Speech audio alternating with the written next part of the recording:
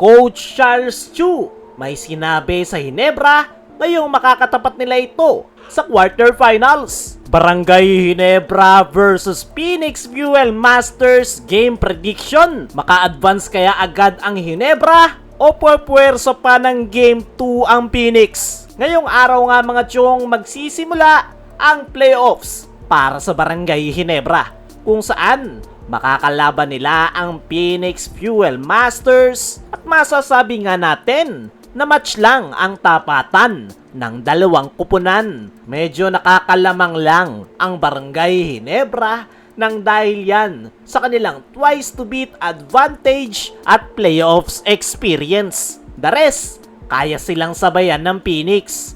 Kaya naman, ano nga ba yung mga kailangan gawin ng Hinebra para agad na makapag-advance sa semifinals? Una, sa kanilang listahan, syempre, kailangan nila ng strong start. Ngayong PBA playoffs, napaka-importante na sa simula pa lang ay agad na makapagpakita ng magandang performance dahil napaka-importante na nga ng bawat segundo. Konting pagkakamali lang, pwede na agad makalayo ang isang kupunan. At yan nga, yung unang kailangang magawa ng Hinebra.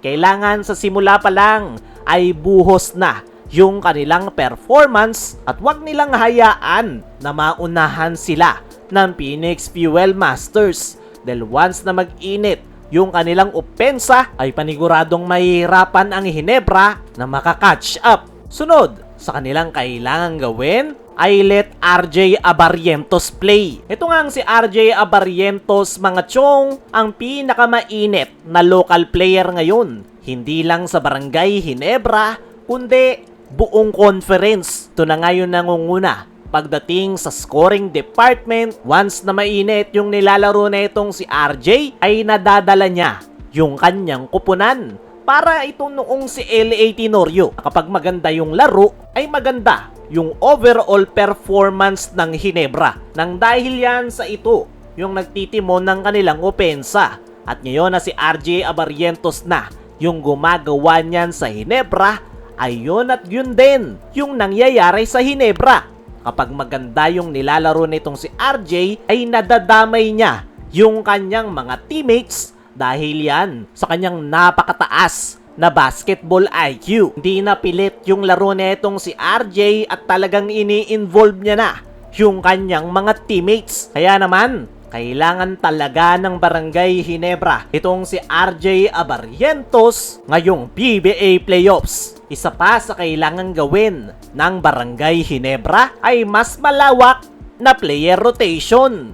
Kilala natin itong Phoenix Fuel Masters. Mas maraming players nga yung ginagamit netong si Coach Charles Chu. Isa pa, mas bata yung kanilang mga players. Kaya naman, hindi sila agad-agad mapapagod. At para masabayan yan, kakailanganin ni Coach Tim na palawakin yung kanyang player rotation, hindi lang para makasabay sa mga batang players ng Phoenix, kundi para na rin manatiling fresh legs yung kanilang mga key players at hindi sila maubos sa dulo. At speaking of maubos sa dulo, panguli sa kailangan gawin ng Hinebra ay strong finish. Kung may strong start, syempre, meron ding strong finish. Hindi naman pwedeng sa simula lang maganda yung kanilang performance. Kailangan din nila ng strong finish para mapalaki yung kanilang chance na makuha ang panalo. At para sa ating game prediction mga chong, ay talagang matcha-challenge ang Barangay Hinebra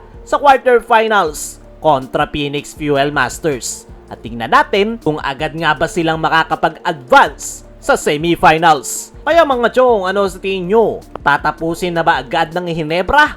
O magkakaroon pa ng rubber match game 2? I-comment mo lang dyan sa ibaba. Samantala, Coach Charles Chu may sinabi sa Hinebra na yung makakatapat nila ito sa quarterfinals. Marami nga ang nagsasabi na Phoenix Fuel Masters ang pinakamadaling matchup ngayong quarterfinals. At para kay Coach Charles Chu ay hindi na nga daw siya nagulat at alam nga daw nila na yung mga top 4 teams ay sila yung gustong makalaban at nating personal nga daw yan para kay Coach Charles Chu. Namin pa nito na problemado yung kanilang kupunan dahil game time decision pa si Richie Rivero at hindi rin makapaglalaro si Kai Balungay. Pero kumpiyansa pa nga rin ito na magagawa pa rin nilang makipag-compete sa Barangay Ginebra at gagawin nga daw nila ang kanilang makakaya para manalo.